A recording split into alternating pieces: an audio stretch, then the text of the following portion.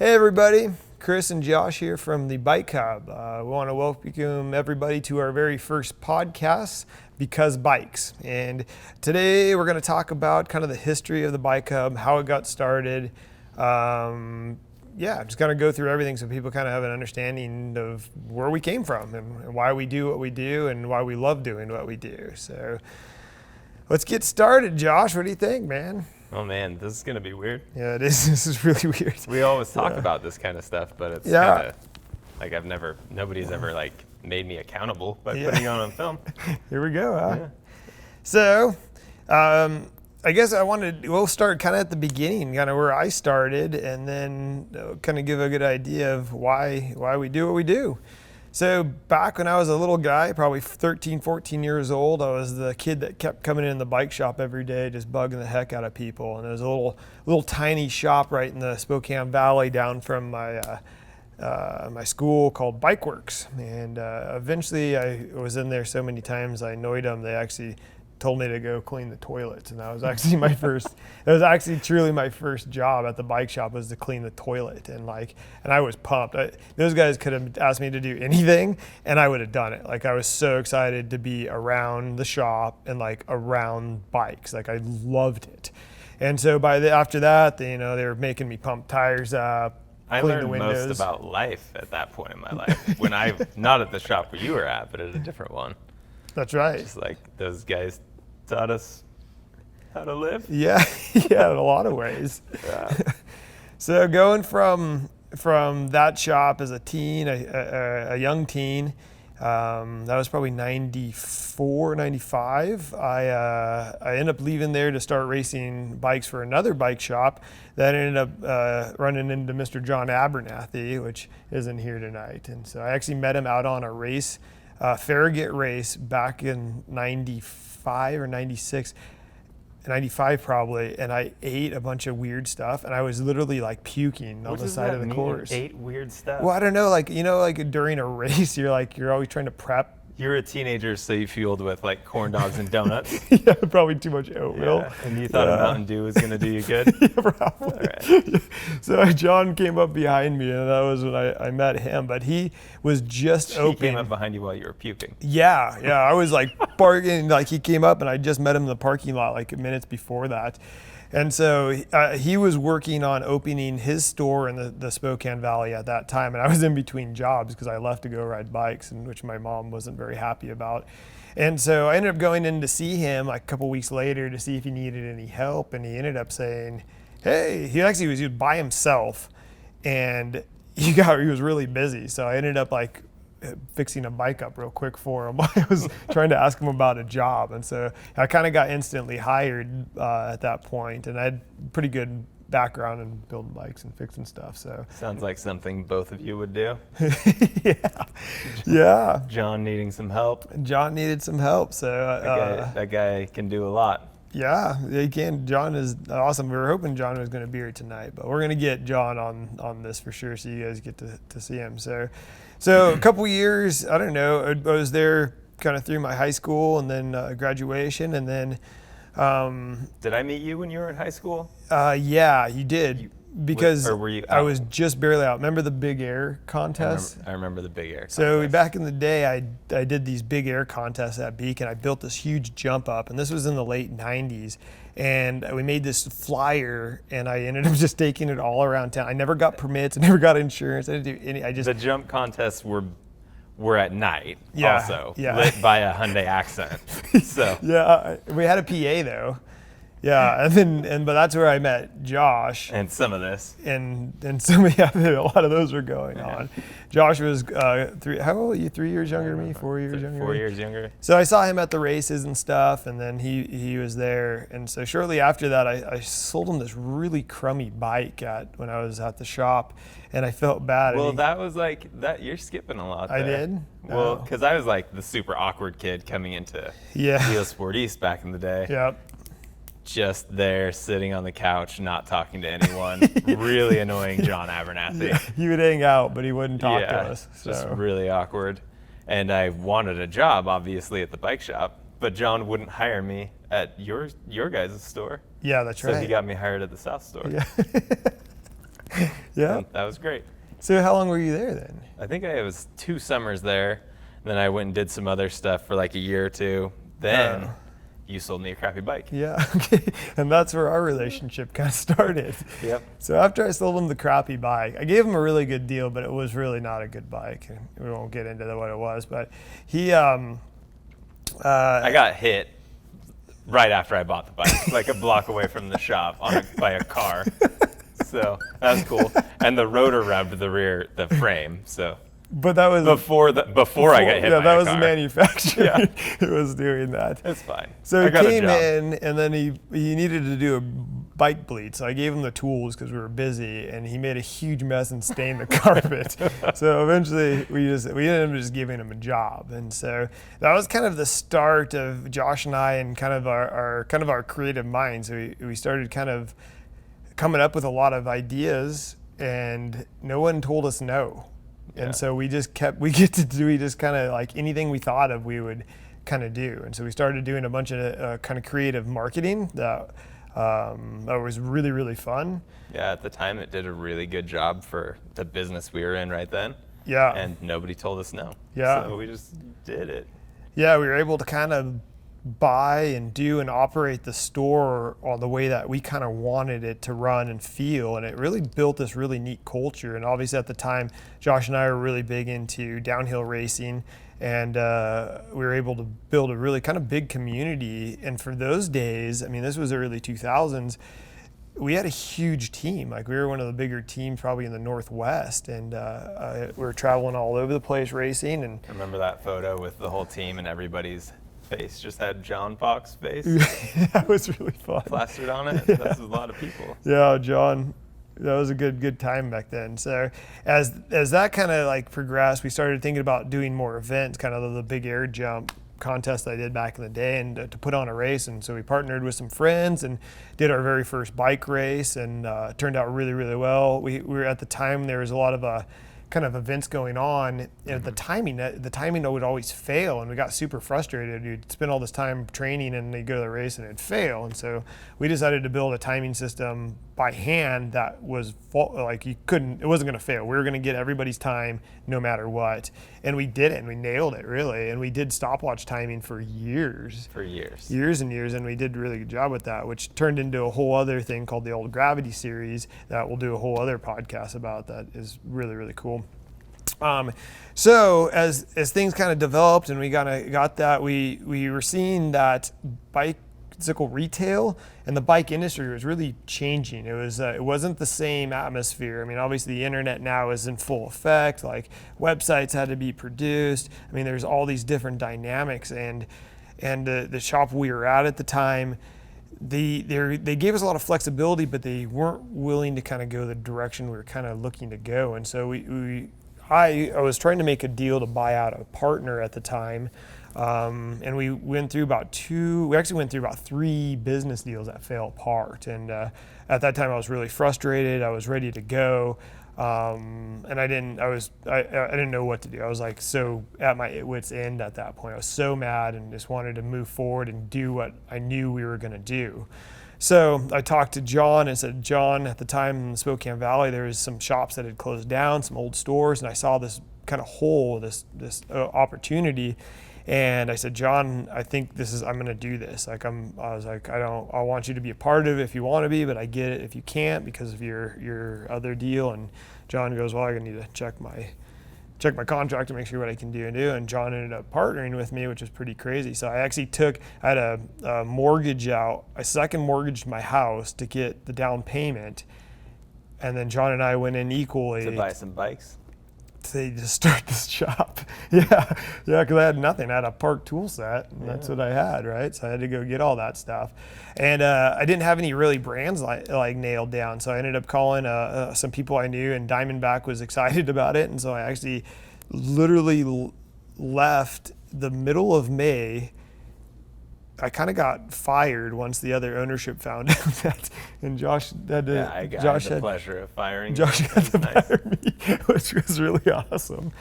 So I left the middle of May of 2009, and I had just Diamondback was my only vendor, And I knew I had the opportunity to pick up either Trek or Giant because I knew one of them would be interested in that.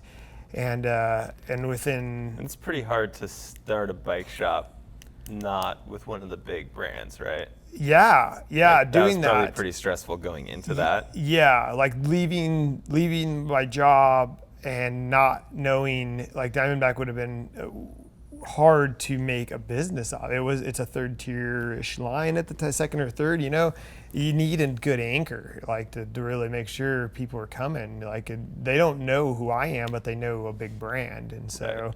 So that was crazy stressful. And so I remember Nicole and I, my wife, were breaking down this used bike rack that I found that we were buying, and I got a call about a week after I left, and I'd been talking to Trek and saying, and the rep called me and said, "Hey man, we're all good to go. Let's do this." And I literally, like, we were dancing and screaming like as we're breaking this rack down. Like, oh my God, this is gonna work! Like, so basically, I left In the the middle of May. a store that was going out of business? Yes. Is that how you're getting a bike rack? It was, yeah. It was Joe's Sporting Goods. They had a huge rack, and I got it super. It took me like 3 days to negotiate to get that thing. Those are the same racks that are still in the Valley Store. Broke it down. So got that. Left the middle of May, and then literally within 2 weeks, by June 1st, that was our first day of business. So 2 weeks, I worked basically around the clock. And I didn't have the lease on the store until after I left. And so worked around the clock, got the store open June 1st, had 50 bikes in the store and my first bike order from Diamondback. And I remember the first day of business, I opened up and people came to the door and I sold some weird. stuff. Yeah, we sold like a bike the first day. And I was like, whoa, this is outrageous. I can't believe they came to see me. And I had a cash register, like an old school one. It was like, doot, doot, doot, doot, doot, cha-ching. I didn't have a computer or anything You like were that. really easy to find those first couple of years. Yeah. It was really easy to get a hold of you. I remember that. I remember your futon. Yeah. So we got a couch, this couch here for the shop, and then we had this futon because I didn't have enough stuff to fill the floor up. So we literally brought furniture. And There was like 2 tires on the wall. yeah, and all the bikes. Like I brought all my old Schwinn's and all things just to decorate the place so it didn't look completely empty. It still did. It was still. It was fine. You had a mohawk. I had a mohawk. Yeah, mohawk and flip flops, and so Josh at the time he's down the road managing that store. He took my job down there and was doing that, and obviously we stayed good friends and worked on some projects together as I was kind of working nonstop at the store. I was by myself, completely 100%. Nicole would come in for an hour or two so I could sleep on that futon in the back to just get a break during the day. And then I'd get back. I had to do it all. And so that first I was open 7 days a week till October. And I worked every single day for those 7 days a week till October. In October I closed 1 day a week. So I got 1 day off. And then by I think that spring is when I ended up hiring the very, very first employee at the time. And Is that Kyle? That actually probably was Kyle. Yeah, Kyle, he was hanging around a bunch and I just needed help and Kyle came in and he was helping me build bikes and just do some other things. So that was my first year, which was 6 months. We did actually really well in business. Within the first June, by the end of June, I was selling pretty high-end bikes. So we sold like a Dura-Ace Madone, which was so sweet to like ring up like a $5,000 bike in your first couple weeks of business.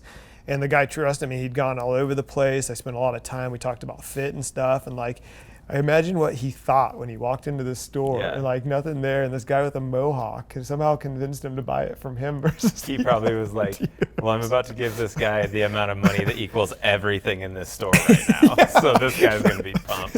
Yeah, totally. Yeah, he ended up being a great customer for years and years. I worked with that guy for a long time, and his name was Joe. And so, if Joe, you see this, haven't seen you in a while, buddy. But I remember you. So that was kind of the first year. That was the nonstop. Yeah, I don't think you stopped for a few years because I remember being down the road and just honestly being annoyed with your presence. Not that we weren't friends. Yeah. Like after 6 p.m. we were still hanging out. But during the day I was We're like, competitors. God, he's at everything. How's he at everything? He's just one guy or two guys, and I just remember having to keep up. Yeah, that was at least like, we were the big shop then, and I wanted to work with you, but you couldn't hire me yet. No, I couldn't pay myself. But you went to every event. You did everything you could to like show your support for the community of cycling. Yeah, that was the other part. It's not just being open 7 days a week, but I had to get to these events on top of that during trying to run that store by myself. And that was so hard. That was really hard on me and my wife and everything. So getting a couple employees was actually really, really kind of refreshing by that year, by 2010. 2010 was really when things changed, I think, because we had a better structure and thing going in, and we started kind of being recognized of what we were doing. The market was different though, and I had such a strong mountain background, but the market back then wasn't mountain. I mean, it was like road and triathlon. It was a lot of road, but it was weird how much road the Bike Hub did. Just being like literally down the road, we were still doing a lot of mountain bikes. You guys were the main mountain bike shop for sure, 100%. Yeah. But we expected that some of that would go with you, and a little bit did, but not near what, it didn't change as much as we expected. But your road business was crazy. Yeah, it was really weird, and that was also a little frustrating. It was like, so these people do exist. They just don't come here. Yeah, it was interesting when we did recognize that. Being so close and two stores operating that way, that you could have two different environments doing two kind of different things, and it worked. It actually worked really well, and then our triathlon business really peaked. I hired a couple people that were really big into the tri business, and that really sparked a whole different thing, which to me was brand new, and so which was really fun because I got to really kind of dive into something that I had nothing about, and so I started rode a lot, and like hanging out with this group, and just learning this whole new culture. And triathlete culture is definitely its own thing. It's not the same as any other aspect of cycling. No, for sure. It's its own like club and group, and they're so dedicated group of people to their sport, and so it's fun. Walking into an Ironman, like at registration or any of those events, there's just so much, people have put in so much time into so many things for so long. Yeah. Even people doing it in 8 hours or in 18 hours doesn't matter, because they still put in whatever time it takes for them as a specific person to get that done, which is a crazy feat. Yeah.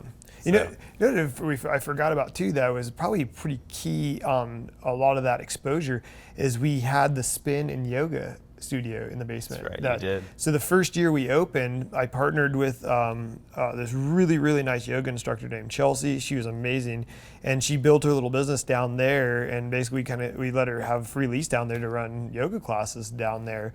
And then we'd also do spin. So I was actually the spin teacher because I didn't have a projector or anything yet. So I had to, that was the other time I was so tired. I was doing fitness classes on top of everything else. Well, you got to do it all. You got to do it all. So that was kind of cool because a lot of people recognized us as this kind of like fitness thing. You bought a bike, you got to ride it in the basement if you wanted in the off season, and then there's yoga that was going on. So you weren't a trust fund kid, right?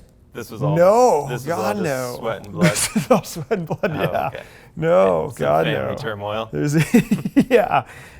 No, for sure. Just wanted to clear that up. That was all. I had taken the second mortgage on the house to get this thing up and running, so I had to make it work, or my wife was going to kill me because we were going to be homeless and sleeping at the shop. So. At least you had a futon. I had a good futon and the couch, and the trusty plenty couch. Of friends to bring you beer. Yeah, I did have that. Yeah.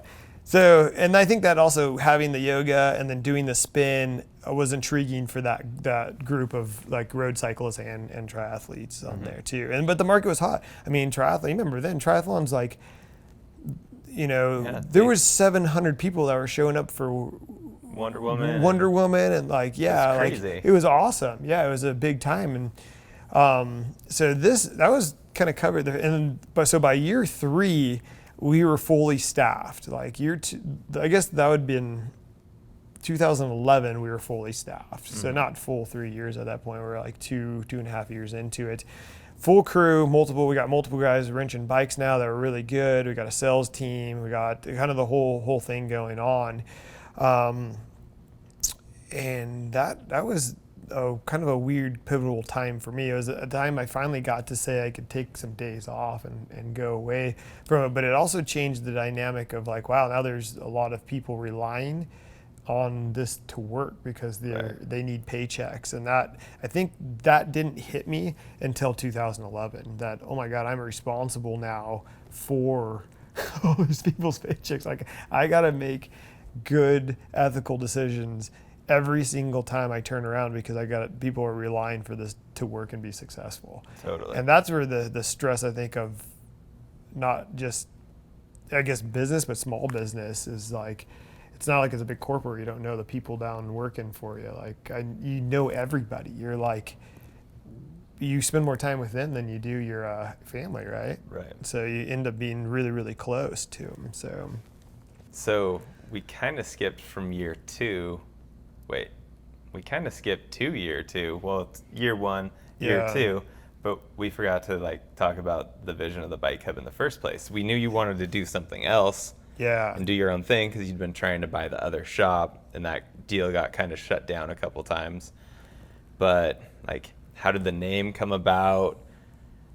Oh, that's a good one. What was the actual first step you took towards opening the Bike Hub? So the name was the tricky one. So I wrote down literally 40 names, and I took them back to John. And I said, John, what was the worst one? Do you remember? 4 Season Cycles, hands down the worst one. Or Epic Cycles. Yeah. I probably insulted somebody out there that has that name in the bike shop. You definitely did. Sorry, but that's okay. it sucked. That was terrible. I was stressed. They're probably like, Bike Hub sucks too. Yeah. Idiot. They all have hubs. Yeah, that's true. That's true. It's pretty simple. Fine.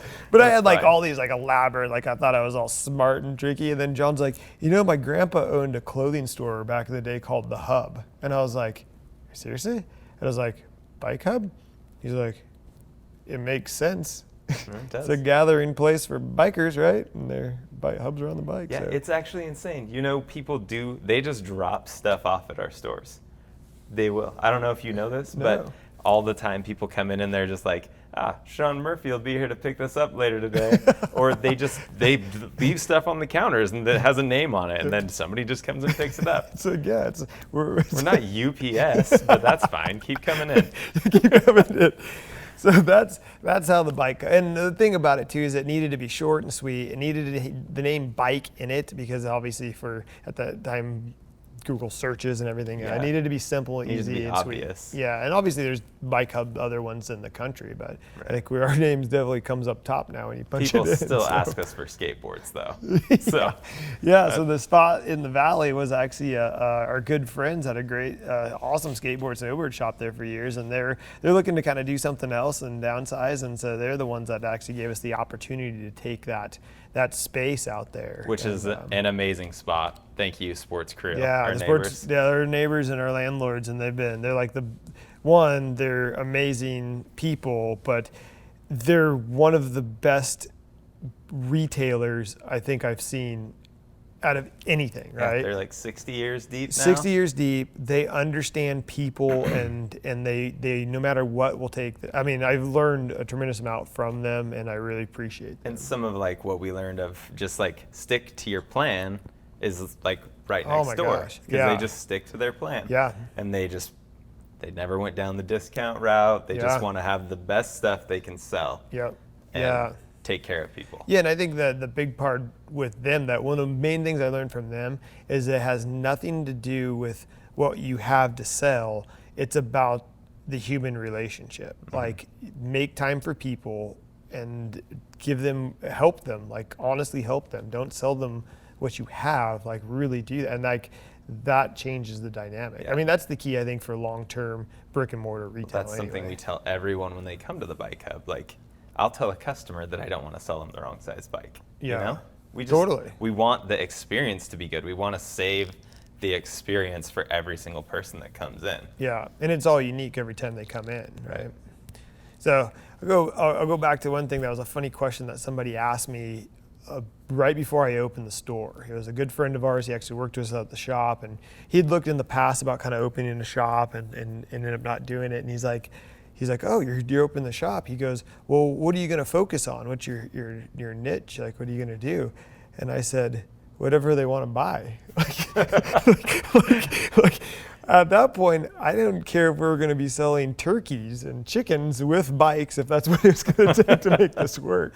And so I think as my business plan was like, I knew I was going to sell some mountain bikes, and I knew I could sell other bikes, but the vision was just to make it successful and just sell bikes. Whoever what bikes they needed, we were going to cater to that person, whatever extent we needed to. And obviously we learned a lot way. Well, the thing about you is you've always done bikes. Like, that's, since you were a kid, that's been your thing.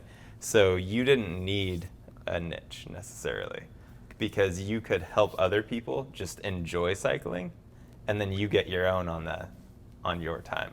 Yeah. You didn't need to force them down the throat of what, like, you've got. Yeah. What it is for you at all. So that's a good way to look at it. Yeah, it was. And then I left it open. Having the brands that I was able to pick up, that kind of left it. The opportunity was there. I had the product to cater to that, right? Mm-hmm. And so when it started steering towards the road and tri business, it was kind of a seamless transition, you know. And so that was pretty interesting. I learned a lot back in those times. Learned about cycling cultures. That was probably the biggest part, and how different groups are and how they operate. And so that actually gave us, I think, a lot of information kind of where we're at today too. Like, yeah, that makes sense. Yeah. Because especially just before the bike hub was opened, we just did a lot of mountain biking, and we rode road bikes and did that, but it wasn't the same. We weren't, like, you ended up those first 3 years, especially, being really engulfed in road and triathlon. Yeah, tons of road. I rode road bikes. That's all I did was ride road bikes, which was really cool. Yeah. So. There's a lot to talk about. We talked a lot. Now we got the beginning a little bit, yeah. Yeah, that's kind of the beginning. That was definitely how we all ended up where we're at. Those, and so, what was the other thing we had on this? We have a cheat sheet because we're not pros at this stuff. The bike industry has changed a lot since the bike hub opened. That's for sure. Like when we were together at that other shop, we were really threatened by the internet. And then I think we basically probably spent 10 years after really internet stores started being bigger, probably being threatened. And then by now, like, it definitely is a thing, but we work so hard to provide something that the internet can't, that I think that we don't feel that stress anymore. Yeah, and I think... And obviously we lose some sales because sometimes, like, we can't put ourselves out of business to match a price, but we can do other things. Well, yeah, and I think in some cases the internet almost gives us opportunity because we can be honest. And if, like, a lot of people like to work with people, like, and if you can make it easy and they can enjoy the experience, they much rather buy it from someone they know and like. And when we can't get the price in the same area, but just being honest and be like, that's a good deal, you should probably get that, is, I think, the way you should do it. Like, don't guilt somebody to have to come into your store to buy it because of that, and they find a good deal somewhere else, that's great, you know. They're going to give you an opportunity if you allow that for the future. Right. So the internet, I think, in some cases has actually been an advantage for us in a lot of things. And there's always a threat in the bike industry, right? Everything, like, first, the internet was everyone thought everyone's going to be only shopping on the internet, only shopping on the internet. Well, internet's been a long time, and we've seen more internet stores fail than succeed. Like, there's only been a couple that have really done a really good job with it. And because it is, like, we're dealing in an industry where margins are tight, like, you got to cross your T's and dot your I's to make sure that you end up on the right side, right? And so that, knowing that, like, there's still a lot of, like, people that are always going to be walking through the door, you know. And Amazon changes things, but Amazon's kind of been an advantage in our industry, I think, too. I think it's allowing people to access our website. Amazon is training people to buy online, Right. and they don't mind going to your website to buy online either. Like, no, that's true. It's opening up doors for people to find what they need easier. totally, and which I think is allowing more people to get into cycling too. And that was the other part of the industry is community involvement. Like if you're not in doing and what you can to grow your cycling community, you shouldn't be doing this job. Right. Like, and that is, I believe that 100%. And the more things you can create events and get people out there and join cycling for the first time, it's just gonna spread. And it's not just good for our stores, it's great for all of the retailers, all of the outdoor people. Everybody gets that benefit to that. And I think we've done a great job of really trying to be creative, trying to do as much as we possibly can. And we're seeing Spokane change. I mean, this is an outdoor community now. I mean, we have with the events the Out There is putting on, and the Inlanders doing like snow show stuff, and like there's all these different like sub events that are really all kind of catered in the same group. That in the last 10 years, we've had Evergreen East really come East, alive. Yeah, and in Evergreen East, it's really, I mean, in the last couple of years, what they've been doing has been incredible for our trail systems. And this, I love seeing their posts, the things like it's been a huge bonus for our community. And they're going to help keep our trails active for the mountain bike community and hiking community and everything. So, but talk about another one that came up that was, everyone was freaked out about. And this was like probably 10 years ago, they started talking about it. 5 to 3 years, and that's dealer direct brands. Right. That was a pretty scary thing for retailers, because all of a sudden we weren't going to be needed if you were just going to buy direct, right?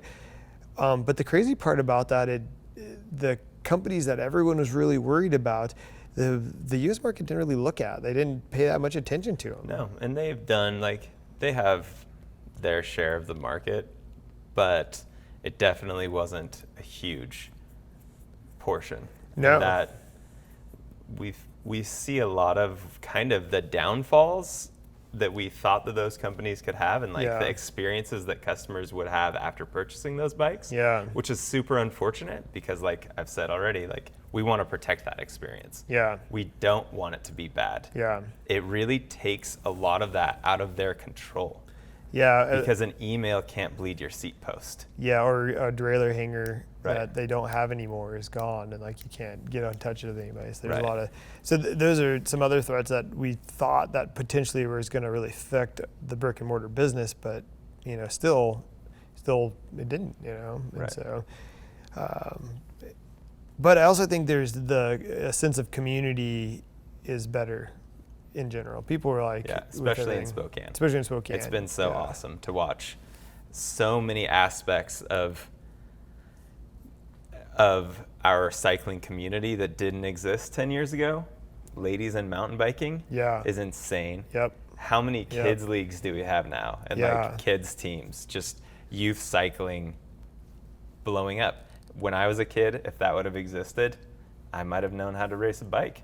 Yeah, but I didn't get it because I didn't have a coach. The youth programs right now are gonna really, I mean, as these kids mature into adults and like have their own kids, it's gonna be a whole. So awesome. It's gonna be big. We're gonna have to get some more trails put in around town to cover all these bodies. But yeah, I think kind of gives a good insight to the first 3 years of kind of the shop and how we got started and some of our struggles. I mean, we could probably talk for days of some of the struggles that we came against, and those, but it gives a good insight. And I think it was fair to like have people know, because we're 10 years old. This is it. Yeah, like 10 years now. Yeah, we opened in 2009, June of 2009 or 2019. And all this was before I was even at the shop. Yeah. So the next one we sit down and talk was chat about when Josh showed up, because that's a great story. He came in, and that was a big turning point, like for the store, the direction.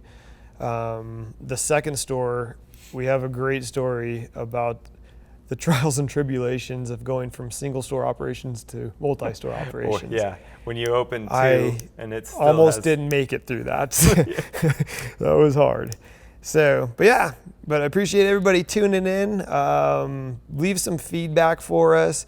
Any comments, anything else you guys want to know? Questions. Yeah, questions would be great. Things you want to hear about or talk about? For us, questions for us, anyone at the Bike Hub, or just the bike industry in general. If you want to know why something is the way it is, I'd love to share my opinion on that. Try to have some people from the industry come and talk to us about some things, and obviously a lot of our crew. We'd love for everyone to kind of get to know the guys working here, because they love bikes and they're as passionate about bikes as we are, and that's you'll know that if you come in and see us. So Yeah.